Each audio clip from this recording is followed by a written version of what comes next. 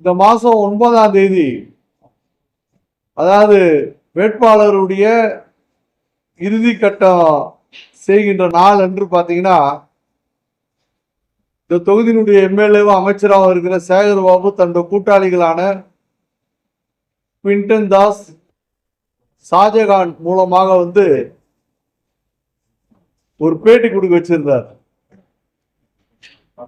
ஏற்கனவே நான் பல முறை பத்திரிகையிலும் சொல்லியிருக்கேன், பேஸ்புக்லயும் போட்டிருக்கேன்.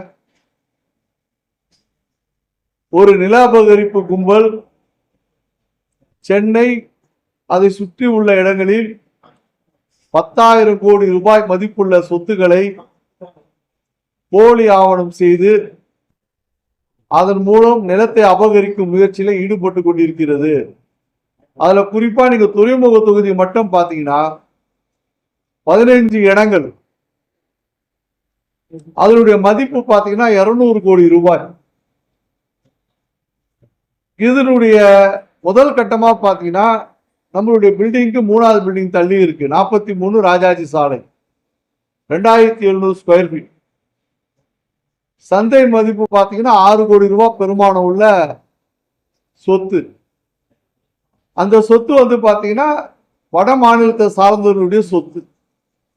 அவங்க அங்க ஒரு வாட்ச்மேனை போட்டு ரொம்ப நாளா அதை வச்சுட்டு இருந்தாங்க. அவங்க ஃபேமிலிக்குள்ள டிஸ்பியூட் எல்லாம் செட்டில் ஆகி வர டைம்ல இவங்க போலி ஆவணம் தயாரித்து அதுல அத்துமீறி உள்ள நுழைந்து அந்த வாட்ச்மேனை பணம் கொடுத்து திருத்தி விட்டு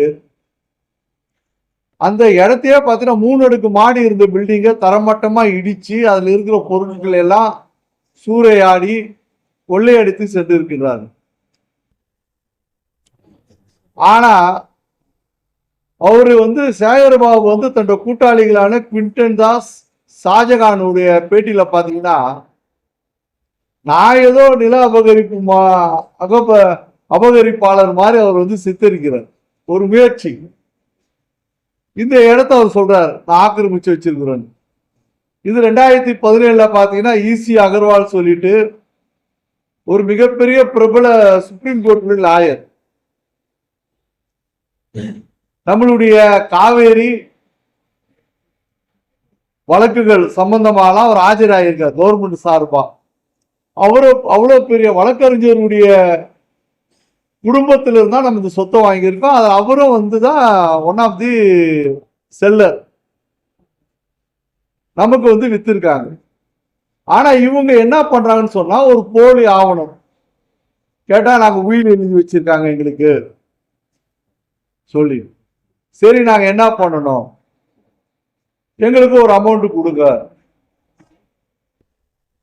2 கோடி இல்ல 3 கோடி கொடுங்க, சந்தை மதிப்பு தான் 6 கோடி 8 கோடி இருக்க சொல்லி எல்லாரையும் மிரட்டுறாங்க.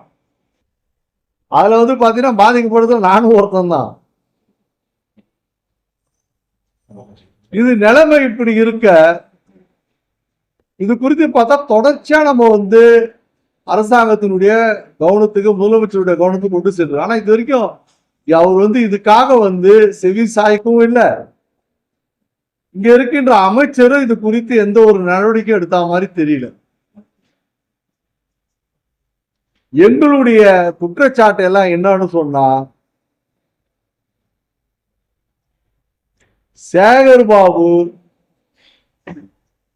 தன்னுடைய அதிகாரத்தை தவறாக பயன்படுத்தி ஷாஜகான், குவிண்டன் தாஸ் போன்ற நில அபகரிப்பாளர்களுடைய துணையோடு போலி ஆவணங்கள் தயாரித்து நில உரிமையாளர்களை மிரட்டுவது, மிரட்டி பணம் பறிப்பது.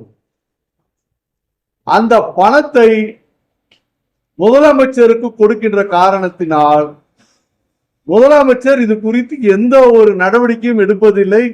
இதை காதுல கூட வாங்கிக்கிறது கிடையாது. நாங்க இவ்வளவு பெரிய குற்றச்சாட்டை சொல்றோம். 10,000 கோடி ரூபாய் சொத்து தமிழகம் முழுவதும் அவங்க அபகரிக்க பாக்குறாங்கன்னு சொல்லி, ஆனா அதுக்கு உண்டான எந்த ஒரு நடவடிக்கையும் எடுக்கல. நீங்க அந்த பேட்டியில பாத்தீங்கன்னா அவர் குவிண்டன் தாஸ் சொல்றாரு, எங்களுக்கு கொடுக்கப்பட்ட எனக்கு உயில் கொடுத்துருக்காங்கன்னு. ஆனா அந்த குவிண்டன் தாஸ் மீது 2 நில அபகரிப்பு வழக்கு வந்து பாத்தீங்கன்னா தாம்பரம் கோர்ட்ல இன்னைக்கு நடந்துட்டு. நான் வேணா அதை வெளியிடுறேன்.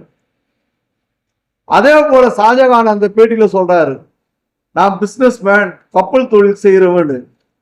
அவர் மீதும் ஒரு நில அபகரிப்பு வழக்கு திருவள்ளூர் மாவட்டத்துல இன்னும் நிலவில் இருக்கு. இதே B1 ஸ்டேஷன்ல வந்து பாத்தீங்கன்னா டக்காய் கேஸ் இருக்கு. ஒருத்தரை அடிச்சு 5,000 நகையை அபகரிச்சதா எஃப்ஐஆர் ஃபைல் பண்ணப்பட்டிருக்கு. ஆனா இவங்க எல்லாம் என்ன பண்றாங்கன்னா, நாட்டுல என்னமோ ஒரு யோகியம் மாதிரியும், நாங்க வந்து யோகேஸ்வர்கள், எங்க மீது வேணும் என்று குறை சொல்றாருன்னு சொல்றாங்க. என்கிட்ட எல்லா விதமான ஆதாரங்களும் இருக்கு. இது முழுக்க முழுக்க பாத்தீங்கன்னா ஊரை மிரட்டி கொள்ளை அடிப்பதற்கு நடைபெறுகின்ற ஒரு முயற்சி தான் இது. இதுல துரதிருஷ்டம் என்னன்னு சொல்லி பாத்தீங்கன்னா, இதுல முதலமைச்சரும் சம்பந்தப்பட்டு இருக்கிறாரு, இந்த தொகுதியினுடைய எம்எல்ஏவும் மந்திரியா இருக்காரு, அவரும் சம்பந்தப்பட்டு இருக்காரு. ஏன்னா பெரிய தொகை, பெரிய பணம் வருது, சுலபமா வருது, கஷ்டப்பட வேண்டியதே இல்லை. போய் மிரட்டினா, மாரோடைய மிரட்டினா துட்டு கொடுக்குறான்.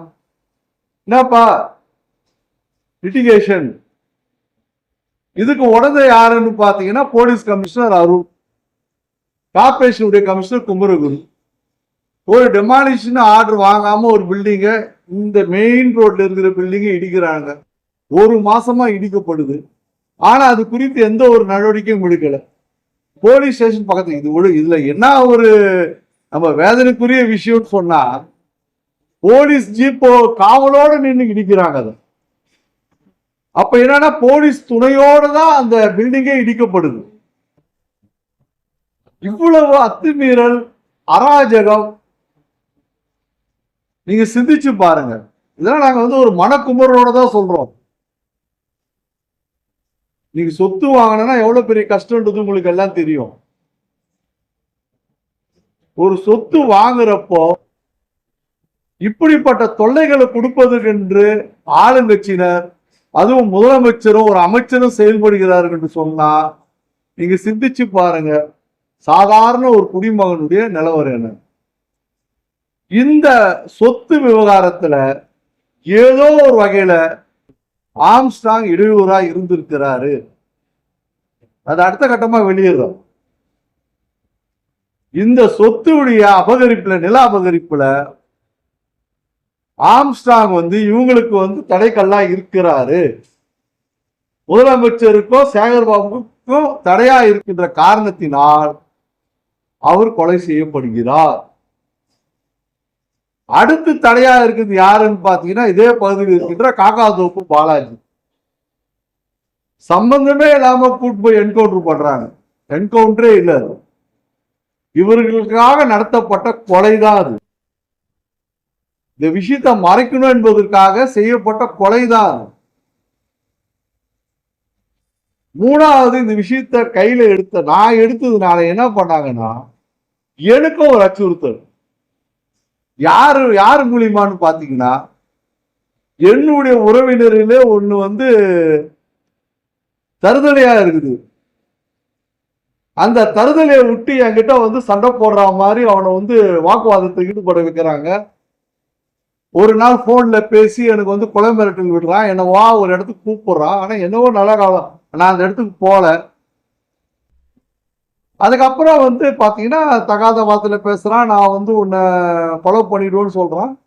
இது நடந்தது வந்து பாத்தீங்கன்னா நவம்பர் மாசம் 5ஆம் தேதி.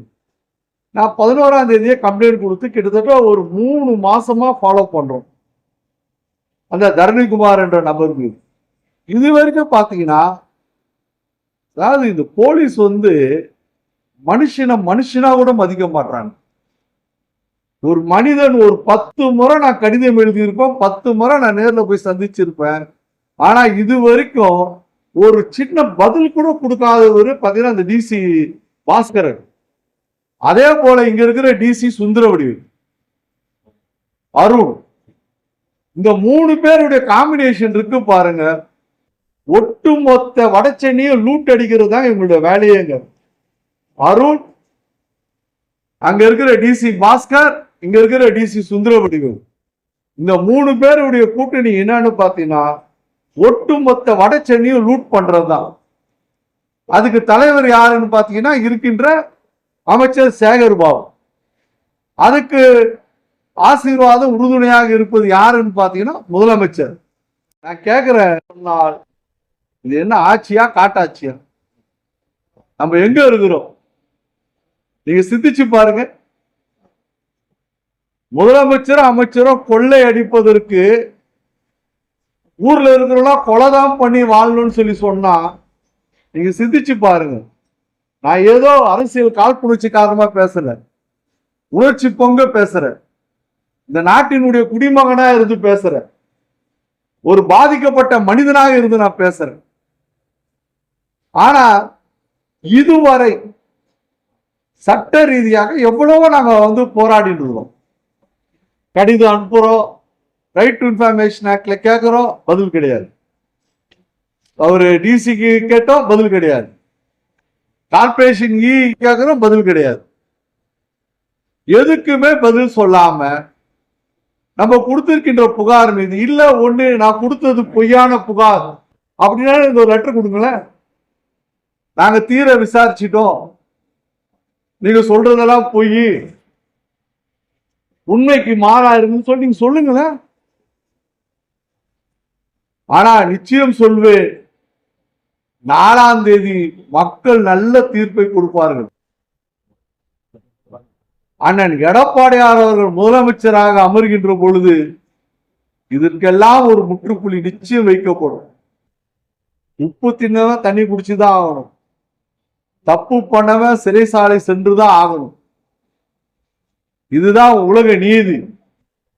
அதனால முதலமைச்சருக்கும் சொல்வேன், இங்க இருக்கின்ற அமைச்சர் சேகர் பாபுக்கும் சொல்வேன், தங்களை திருத்திக் கொள்ளுங்கள். கொள்ளை அடிப்பதற்கு எந்த அளவிற்கு ஒன்றால் போகலாம் என்ற எண்ணம் உங்களுக்கு தொடருமே ஆனால் இலங்கையில ராஜபக்சேக்கு என்ன நடந்ததோ அதுதான் ஒரு நாள் மு.க. ஸ்டாலின் அவர்களுக்கும் அரங்கேறும்.